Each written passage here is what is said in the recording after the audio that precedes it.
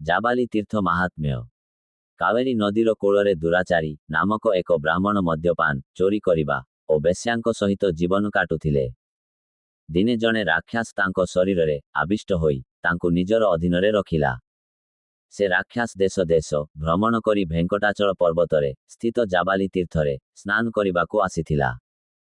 ସେ ସ୍ନାନ କରିବା ମାତ୍ରେ ତାର ରାକ୍ଷସ ପ୍ରବୃତ୍ତିରୁ ମୁକ୍ତ ହୋଇ ବୈକୁଣ୍ଠକୁ ପ୍ରସ୍ଥାନ କଲା। ତା ପରେ ଦୁରାଚାରୀ ଜାବାଲି ମୁନିଙ୍କ ପାଖକୁ ଯାଇ ପଚାରିଲେ, ମୁଁ କାବେରୀ ନଦୀ ତଟ ନିବାସୀ ଏକ ପତିତ ବ୍ରାହ୍ମଣ। ମୁଁ କିପରି ଏଠାକୁ ଆସିଛି? ଜାବାଲି ମୁନି କହିଲେ, ତୁମକୁ ଏକ ରାକ୍ଷସ ଆବିଷ୍ଟ କରି ଦେଶ ଦେଶ ଘୁରାଇ ଭେଙ୍କଟାଚଳ ପର୍ବତକୁ ଆଣିଥିଲା।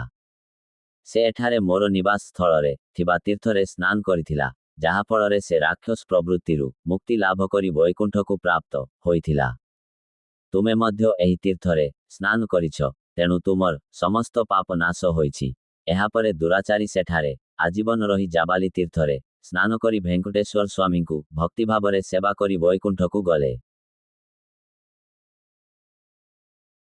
ଏହି ଜାବାଲି ତୀର୍ଥ ଶ୍ରୀ ଭେଙ୍କଟେଶ୍ୱର ସ୍ୱାମୀ ମନ୍ଦିରରୁ 6 କିଲୋମିଟର ଦୂରରେ ଅବସ୍ଥିତ ଅଛି।